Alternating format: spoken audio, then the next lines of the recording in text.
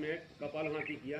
देखिए एक व्यायाम से, एक योग से हमें कितने सारे बेनिफिट हुए हैं। पहला हमारा जो है ब्लड सर्कुलेशन अच्छा हुआ, जिसमें हमारे फेफड़ों की एक्सरसाइज हुई।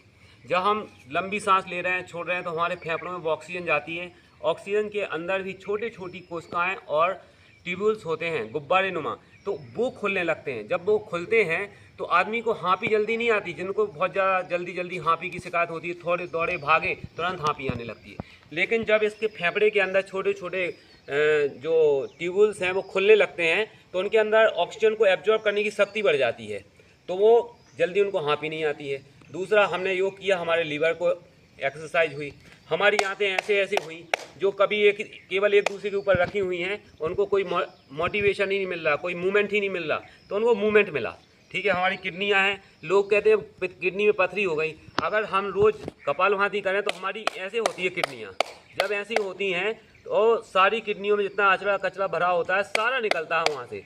अभी हमारे बॉडी से पसीना निकल रहा है, इसी तरह से हमें अंदर का दिखाई नहीं दे रहा, उसका कचरा सारा का सारा घुल घुल के हमारे पेशाब के माध्यम से, पसीने के माध्यम से और स्टूल के माध्यम से सारा टॉक्सिन्स जितना होता है हमारे बॉडी का निकलता जाता है। और आप देखेंगे जब हम रोज़ योग व्यायाम करेंगे तो पूरा दिन एकदम हेल्दी रहता है। अभी आपका पेट अच्छे से साफ़ नहीं हो रहा, आप देखेंगे कुछ दिन में आप जब कपालभाति लगातार करेंगे तो आपका पेट एकदम साफ़ होने लगेगा। क्यों? क्योंकि आपको आंतों की मोटिलिटी मूवमेंट बढ़ गया है, जिससे वो जल्दी से जल्दी अपना एक्शन करने में सहायक होंगी।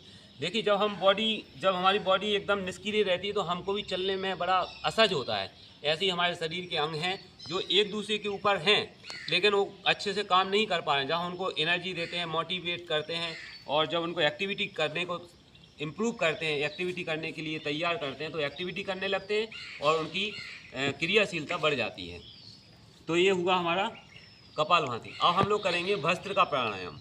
भस्त्रिका में देखिए अभी हमारी एक्टिविटी हुई यहाँ से लेकर यहाँ तक की। हमने देखा शुरू में अच्छे से हम लोग कपालभाति कर रहे थे, बहुत अच्छे से कर रहे थे, लेकिन कुछ 2-3 मिनट बाद सारे थकने लगे थे। क्यों? क्योंकि उसकी हमारी हैबिट नहीं है। लेकिन जब हम लगातार करेंगे तो 15-20 मिनट तक भी आराम से कपालभाति कर सकते हैं। अब करते हैं इसी तरह से भस्त्रिका प्राणायाम।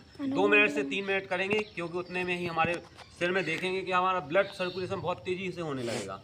ब्लड में सिर में ऐसा लगेगा कुछ दौड़ रहा है, चल रहा है ना। तो अभी चलिए स्टार्ट करते हैं हम लोग भस्त्रिका प्राणायाम। क्योंकि देखिए दिमाग का दिन भर यूज करते हैं, लेकिन उसको एनर्जी देने का एक ही तरीका है, भस्त्रिका प्राणायाम करें, अनुलोम विलोम करें, जिससे उसमें ऑक्सीजन सप्लाई बढ़ती है, जिससे ब्लड का फ्लो अच्छा होता है, हमारा दिमाग एक्टिव होता है, अच्छे तरीके से काम करता है, हमारे सोचने समझने की शक्ति बढ़ जाती है।